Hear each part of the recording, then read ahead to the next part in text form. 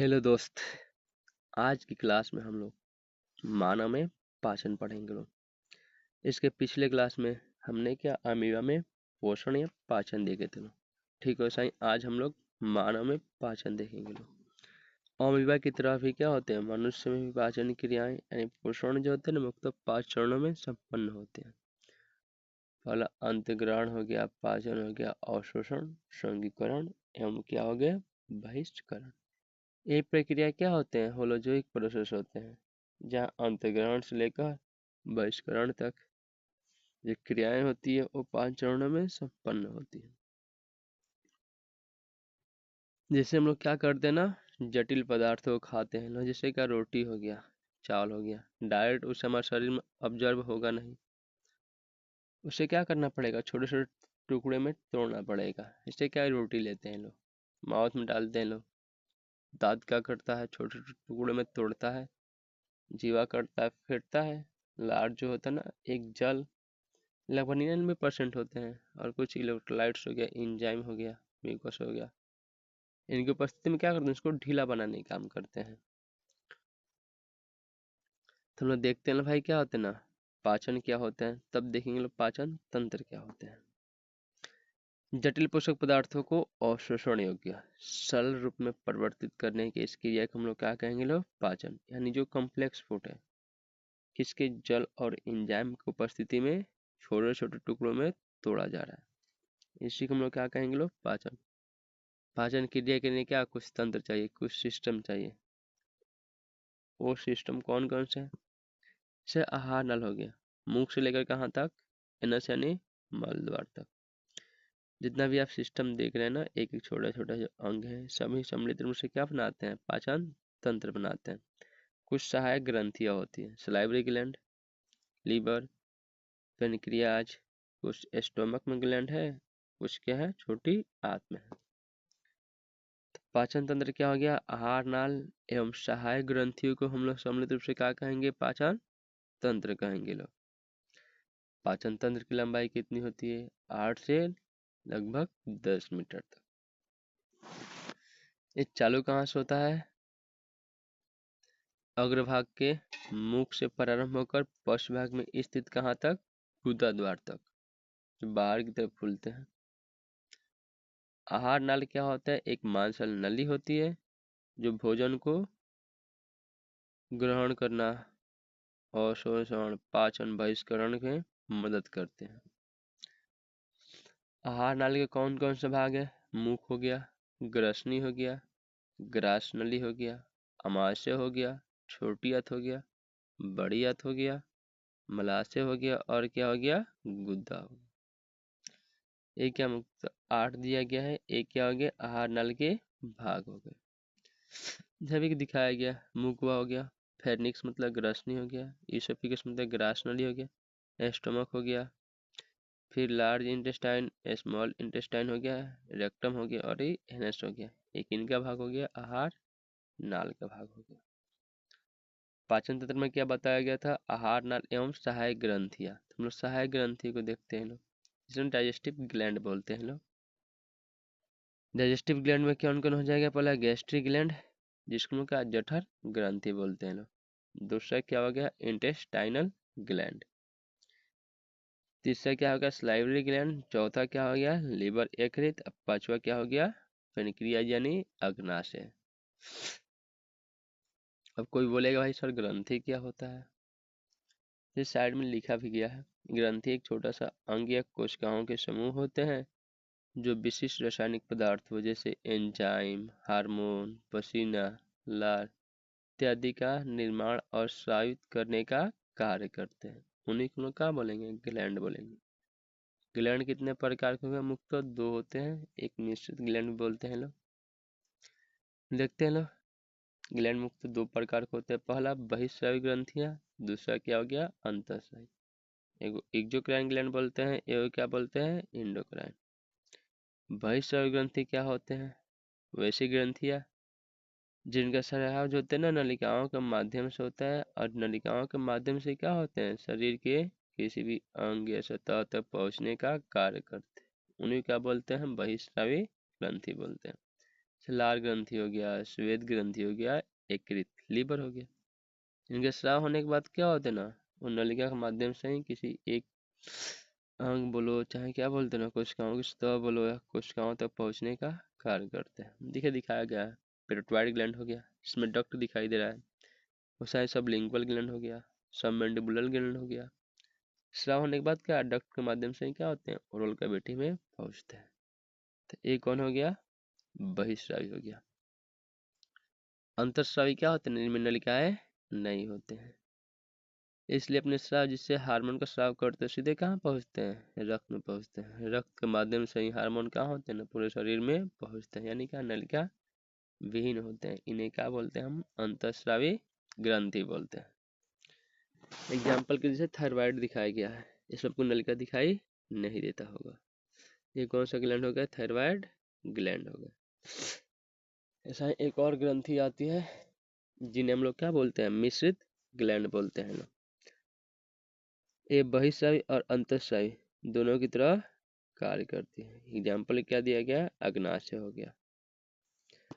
देखिए दिखाया गया अग्नाशय की इमेज, इसमें क्या नलिकाएं भी होती है और क्या होते हैं ना, बिना नलिकाओं के अंदर भी क्या होते हैं, उनका स्राव भी होते हैं।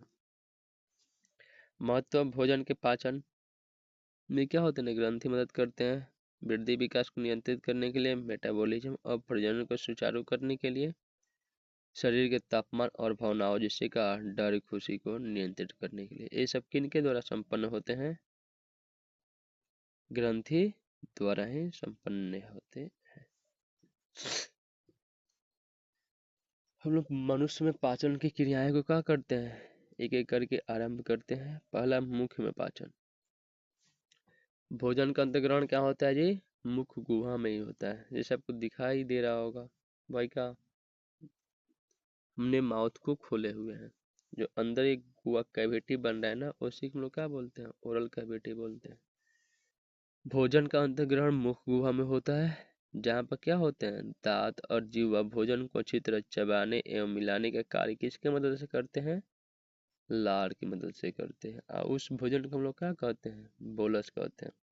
बोलस किसे बोलेंगे लोग, जिस भोजन में क्या हो, फूड हो और लार हो, यानी भोजन और लार मिले हुए भोजन को हम लोग क्या बोलेंगे, बोलस बोलेंगे लोग। मान लेते हैं कि सूखी ला रहे हैं, रोटी खाया, अभी माउथ में क्या चबा रहा है, तो बोले भाई बाहर थोड़ा निकलो, तो बाहर निकलने के बाद क्या होगा, वो थोड़ा लूज दिखाई देगा, मुट्ठी में बांधने पर क्या लड्डू बन जाएगा, उन्हीं को हम लोग क्या बोलेंगे, बोलस बोलेंगे।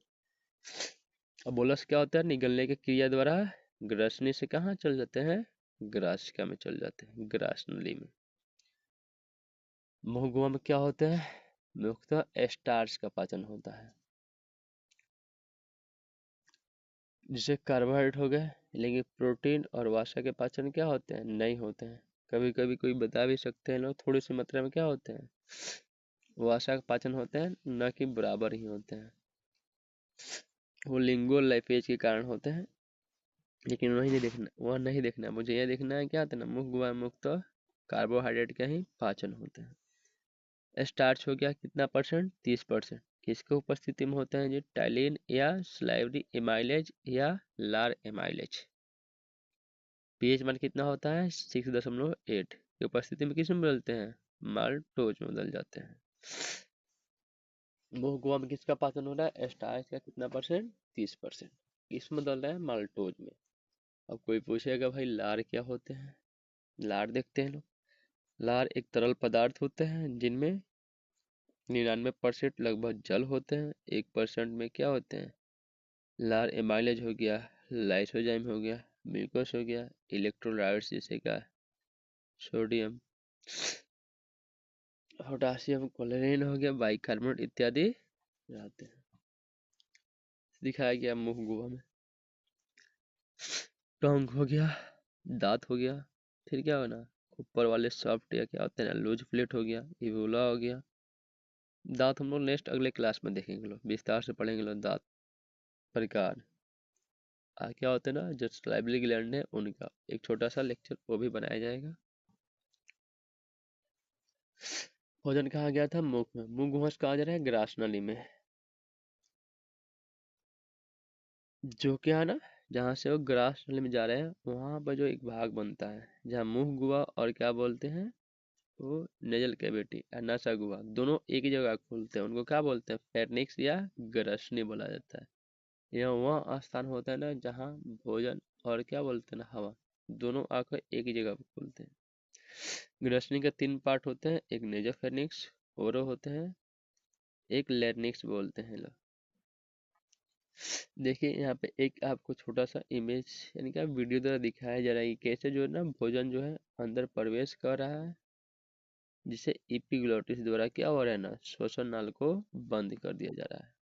देखिए अभी आपको व्हाइट वर्ड दिखाई देगा, अंदर क्या है ना हवाएं जा रही है, उस किस्म का एपिग्लोटिस जो है उंगली जैसा थोड़ा सा क्या हो रहा है ना वो श्वास नली को बंद कर दे रहा है ताकि भोजन कहाँ जाए, ग्रास नली में जाए, यानी जो भोजन जो है वो श्वास नली में प्रवेश नहीं कर पाए। ठीक है, आराम से देखिए।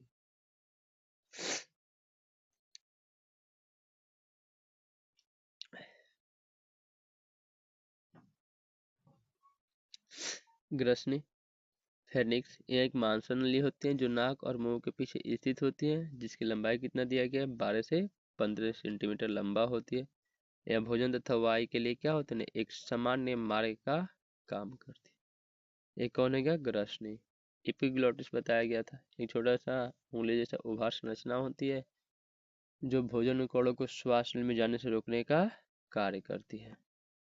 देखिए यहाँ पर आपको दिखाई दे रहा होगा क्या बंद कर दिया श्वास नली को, भोजन कण कहाँ गया, ग्रास नली में चला गया। हमने मुंह कुआ में पाचन देख लिया, अब कहाँ देख रहे हैं अमाशय में पाचन। अमाशय क्या है ना आहार नाल का सबसे चौड़ा भाग होता है, जो एक मस्कुलर होते हैं मांसल संरचना होती है जिनकी आकृति कैसी होती है जे आकृति का अंग होता है। यह 4 से 5 घंटे तक भोजन का संग्रह करता है, लगभग कितना वही लगभग 2000 से 3000 ग्राम क्या होता है कैपेसिटी भोजन को संग्रहित कर सकता है। ये कहाँ उपस्थित होता है, ये एब्डोमल कैविटी का ना उदर गुहा के बावें साइड में। इनके कितने भाग होते हैं, 4 भाग होते हैं। कौन कौन, एक कार्डी होता है, फंडस हो गया, बॉडी हो गया, पाइलोरस हो गया। देखो ऊपर क्या है ना यहाँ पे फंडस हो गया, यहाँ पर कार्डी हो गया, ये वाला भाग क्या हो गया बॉडी हो गया, और नीचे वाला भाग क्या हो गया पाइलोरस हो गया। कितने भाग हो गए 5 गो। इनमें 2 एस्फिंक्टर मिलेंगे, क्योंकि जैसे इसोफिगस क्या होते हैं ना आमाशय में खोलते हैं वहां पे होते हैं, और एक एस्फिंक्टर क्या होते हैं पाइलोरस एस्फिंक्टर, वो का पाइलोरस के पास होते हैं, जहाँ से क्या होते हैं ना आमाशय जो होते हैं वो ग्रहणी में खुलते हैं डिओडेनम।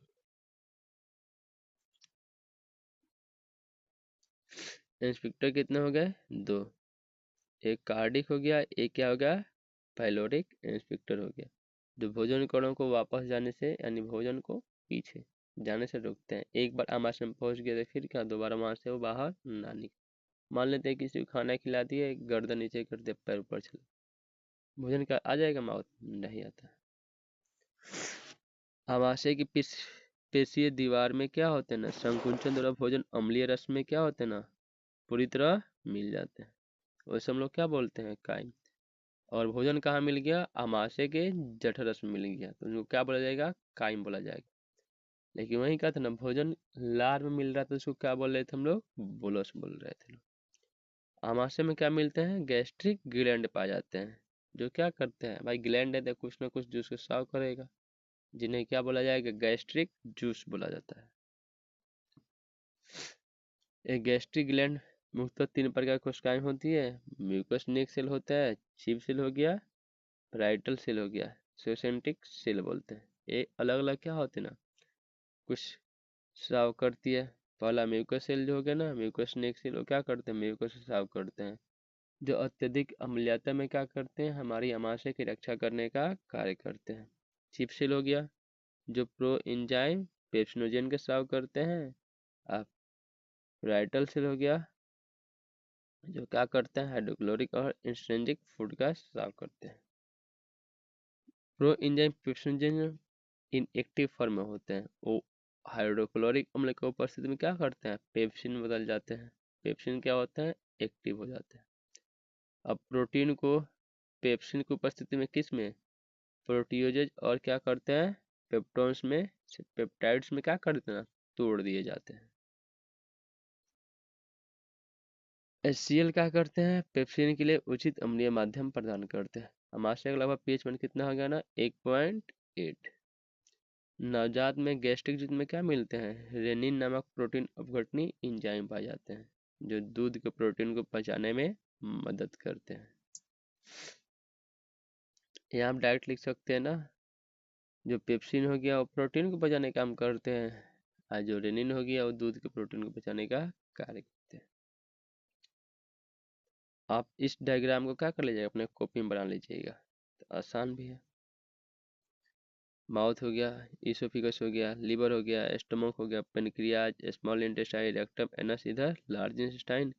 और देखिए जो ग्रीन वाला दिया गया उस सब लोग क्या लिख देंगे, गॉल ब्लैडर, यानी कि आप पित्ताशय जो छूट गया है। थैंक्स। नेक्स्ट भाग हम लोग क्या, छोटी आंत में पाचन और बड़ी आंत में पाचन अगले क्लास में देखेंगे लोग।